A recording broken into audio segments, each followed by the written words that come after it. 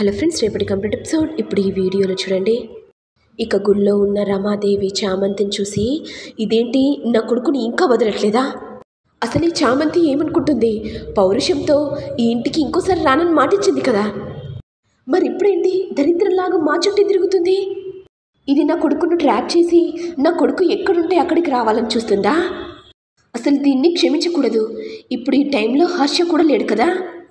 చామంతి, ఇక నువ్వు నా చేతుల్లో అయిపోయావు అనుకుంటూ రమాదేవి కోపంతో చామంతి దగ్గరికి వచ్చి, అసలు నువ్వు ఏమనుకుంటున్నావే? నా కొడుకుని ట్రాప్ చేసి వలలో వేసుకోవాలనుకుంటున్నావా? ఏంటమ్మగారు ఏం మాట్లాడుతున్నారు?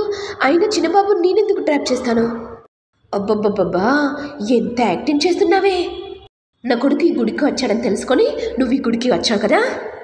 నీ తెలివితేటలు నా దగ్గర ప్రదర్శించాలని చూడకు. పని మనిషి బుద్ధులు ఇలాగే ఉంటాయి కదా. చూడండి అమ్మగారు, మాటలు అదుపులో పెట్టుకొని మాట్లాడండి. మీ దగ్గర ఉప్పు తిన్న విశ్వాసం ఉంది. నేనెందుకు అలా చేస్తాను? ఎవరినైనా సరే మోసం చేసి మభ్యపెట్టి పెళ్లి చేసుకోవాలనే ఆతృత నాకు లేదు. ఏంటి పతివ్రత మాటలు మాట్లాడినట్టుగా మాట్లాడుతున్నా? నీ నంగనాచి బుద్ధులు నా దగ్గర చూపించకు, అర్థమైందా? లేకపోతే నీ పళ్ళు రాలగొడతాను. అమ్మగారు, మాటలు మర్యాదగా రానివ్వండి. ఇది దేవుని గుడి, ఎవరైనా రావచ్చు, ఎవరైనా పోవచ్చు.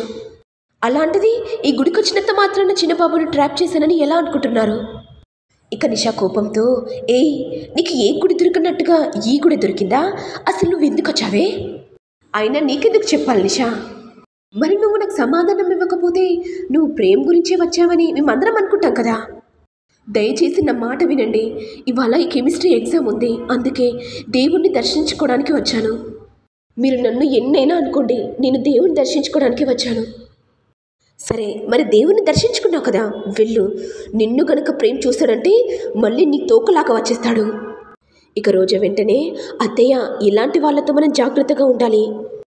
వీరిని తక్కువ అంచనా వేయొద్దు. పని మనిషిలాగా ఉంటూ బయటికి వస్తే రిచ్ పీపుల్ లాగా యాక్టింగ్ చేస్తారు అత్తయ్య. ఇక చామంతి కోపంతో, రోజా, మాటలో మర్యాదగా రానివ్వు.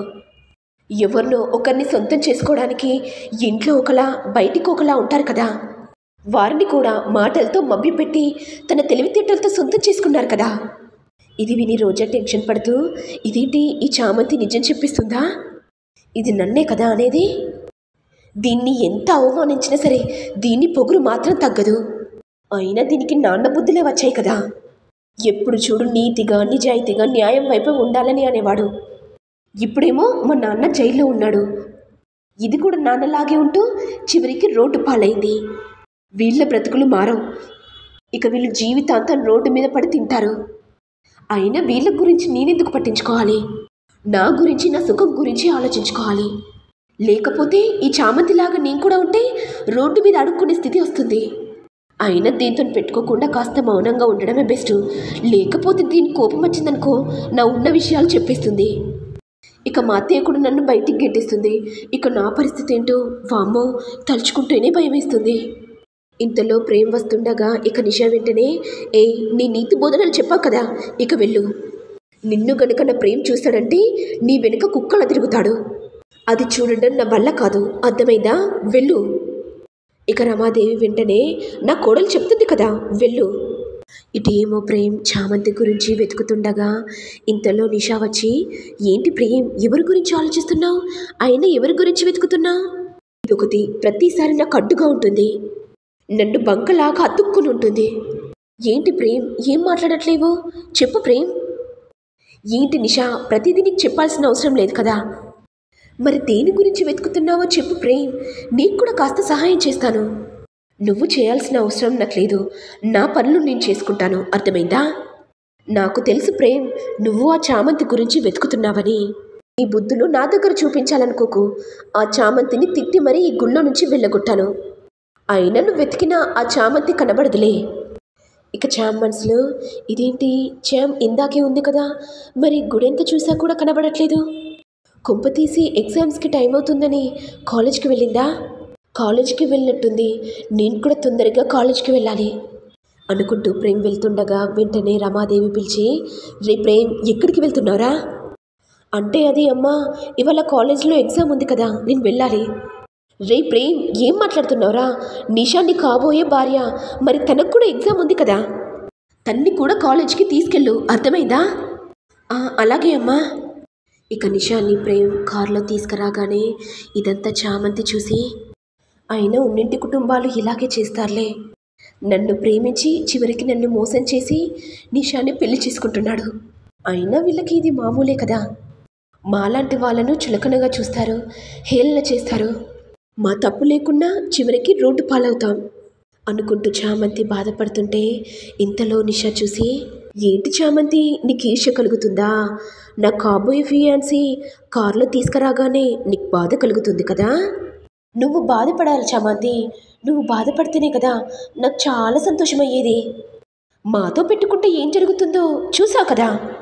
వెళ్ళి నీ చదువు గురించి కాస్త శ్రద్ధ పెట్టు, అర్థమైందా? ఇక చామంతి వెంటనే, అవును నిషా, నువ్వు చెప్పేది కూడా నిజమే. ప్రేమను పక్కన పెట్టి చదువు మీద శ్రద్ధ పెట్టాలి. అప్పుడే కదా నేను పెద్ద లాయర్నయ్యేది. నా గోల్ని నెరవేర్చుకోవడం కోసం నేను ఎంతకైనా కష్టపడతాను అనుకుంటూ చామంతి ఇక క్లాస్ రూమ్కి రాగానే ఇక ప్రేమ్ని చూసి కోపంగా తన సీట్లో కూర్చుంటుంది. ఇక ప్రేమ్ కూడా పదే పదే చామంతి వైపు చూస్తూ ఉంటాడు. ఇక చామంతి వేలికి గాయం కావడంతో రాయాలని ప్రయత్నిస్తుండగా తన చేతికి రక్తం రావడంతో ప్రేమ్ చూసి టెన్షన్ పడుతూ, చామ్, నీకేమైంది? ఎందుకు అంత రక్తం వస్తుంది? ప్రిన్సిపల్ గారితో నేను మాట్లాడతాను. ఎవరు వెళ్ళి మాట్లాడిన అవసరం లేదు, రక్తం వస్తుంది నాకు. ఎగ్జామ్ రాయాల్సింది నేనే వెళ్ళి ప్రిన్సిపల్ గారితో నేనే మాట్లాడుకుంటాను, అర్థమైందా? అనుకుంటూ చామంతి ఏడ్చుకుంటూ ప్రిన్సిపల్ దగ్గరికి వెళ్ళి, సార్, ఎవరైనా రాసేవాళ్ళు ఉంటే తొందరగా రమ్మనండి సార్, ప్లీజ్ సార్.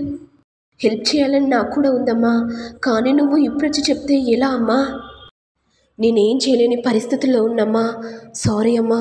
సార్, మీకు దండం పెడతాను సార్. ఈ ఎగ్జామ్లో నేను పాస్ కావాలి సార్. మా నాన్న కోరికను నేను నెరవేర్చాలి సార్. మా నాన్నకు మాట ఇచ్చాను నేను పెద్ద లాయర్ని అవుతానని. చివరికి మా నాన్న కోరికను నెరవేర్చకుండా పోతాను సార్.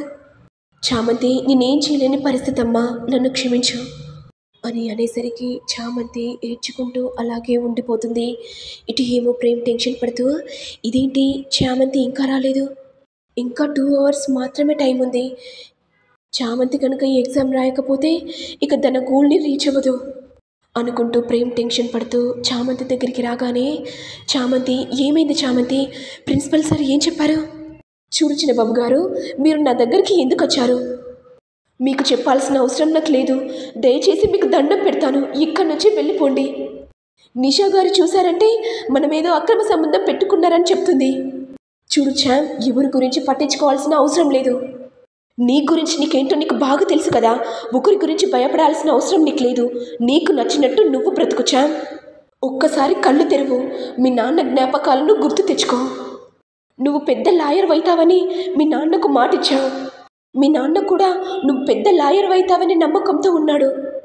మరి మీ నాన్న నమ్మకాన్ని ఏం చేయాలనుకుంటున్నావు? ఎవరి మాటల్ని పట్టించుకోకు చామ్. నీ గురించి అంటే నీకు బాగా తెలుసు కదా. ఎవరేదో అన్నారని వాళ్ళ మాటలు పట్టుకోకు. ఎంతోమంది ఎన్నో విషయాలు చెప్తారు. ఒకరు బాగు కోసం చెప్తారు, ఒకరు వినాశనం కోసం చెప్తారు.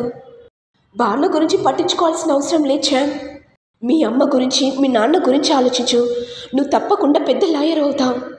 నా మాట విని నువ్వు ఎగ్జామ్ హాల్కి రా చామ్. నీ బదులుగా నేను ఎగ్జామ్ రాస్తాను అని అనేసరికి చామ్ కూడా మౌనంగా ఉండిపోతుంది. ఇక చామంతి ఎగ్జామ్ హాల్లోకి రాగానే ఇంతలో నిషా చూసి, అయినా ఇది ఎగ్జామ్ ఎలా రాస్తుంది, ఎలా పాస్ అవుతుంది, దీనికి బదులుగా ఎవరు రాస్తారు అనుకుంటూ నిషా నవ్వుతుండగా ఇక ప్రేమ్ వెంటనే, చామ్, నీకు బదులుగా నేను ఎగ్జామ్ రాస్తాను. పద చామ్, నువ్వు చెప్తుంటే ఎగ్జామ్ రాస్తాను అని అనేసరికి నిషా ఒక్కసారిగా షాక్ అవుతుంది. ఇక నిషా కోపంతో, ఏంటి ప్రేమ్, ఏం చేస్తున్నావు? దానికి బదులుగా నువ్వెందుకు ఎగ్జామ్ రాస్తున్నావు? చూడు నిషా, ఇది కాలేజీ, సార్ అని పిలువు, అర్థమైందా? నా స్టూడెంట్ రాయలేని పరిస్థితుల్లో ఉంది. అందుకే కదా తన బాధను చూడలేక తన ప్లేస్లో నేనుండి రాస్తున్నాను. కానీ సార్, మీరు కాకుండా వేరే వాళ్ళైనా రాయొచ్చు కదా. నిషా, ఎవరు రావట్లేదనే కదా చామంతి బదులుగా నేను రాస్తున్నాను. మా ఇద్దరి మధ్య ఏదో ఉందని ఊహించుకోకు, అర్థమైందా? వెళ్ళి నీ ఎగ్జామ్ రాయ్, అర్థమైందా అని అనేసరికి నిషా కోపంగా చూస్తూ ఉంటుంది. మరి నెక్స్ట్ ఎపిసోడ్లో ఏం జరుగుతుందో చూడాలి. మరి మీకు వీడియో కనుక నచ్చినట్లయితే లైక్ చేయండి, షేర్ చేయండి, సబ్స్క్రైబ్ చేయండి. Thank you all.